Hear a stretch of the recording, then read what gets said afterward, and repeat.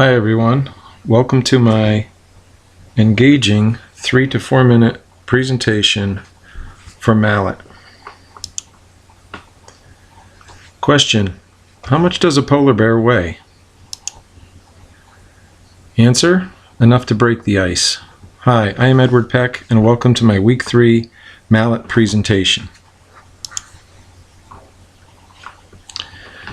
Vita brevis, life is short. So,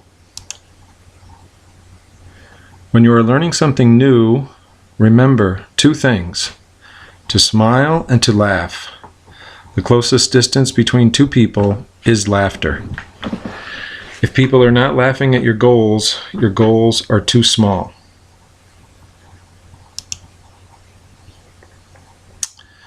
Confucius said, "I hear and I forget.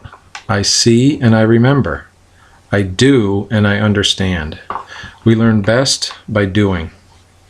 I think this is especially true in the case of, think about driving a car. You can sit in a classroom all day long, but the best way to learn how to drive a car is to get behind the wheel and actually do it.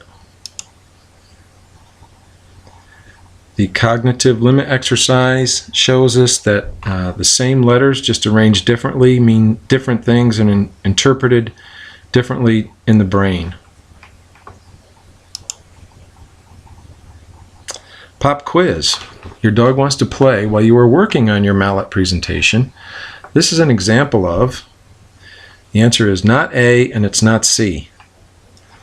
Your dog is causing extraneous load, which my dog is very good at. Teamwork, visuals. If you can use pictures and few words, that's how I learn best. And I think reading the feedback from other students, I think that's true with them as well. Top 10 students in the class in no particular order. A special shout out and thank you to Todd Jones, who helped me with the technical difficulties, a few extra steps regarding taking your Prezi and turning it into a video and uploading it to YouTube. So thank you, Todd. And thanks everybody else for your comments and your feedback. I've really enjoyed listening to your perspectives. I really enjoyed the John Cleese video on learning and creativity. I suggest if you haven't never watched it or listened to it, it's worth the 10 minutes of time to do that. Some of the quotes and concepts from John's talk, John Cleese: we simply don't know where ideas come from. They come from our unconscious mind.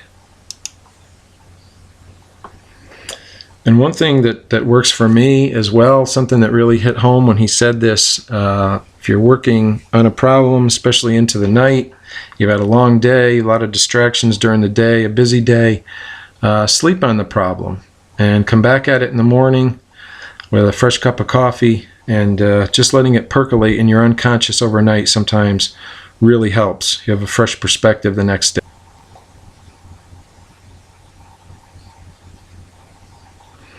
The key to getting in a creative state is to avoid interruptions. He talked about how important that was to really lock yourself away and not be interrupted. Creativity is not a talent, it is a way of operating. He talked about creating boundaries of space and boundaries of time. Set aside an hour at the beginning or end of the day, or go sit on a park bench for lunchtime, different things like that to get yourself away from the hectic spot where you normally sit at work. And one thing that works for me that he said is give yourself a starting and finish time. I find that if I block out time at night to work on something, maybe just an hour, I can do that over the course of a week and be much more productive. Speaking of finish time, my time is up. Thank you for listening to this video. Thanks for playing, and please drive through. Have a good night.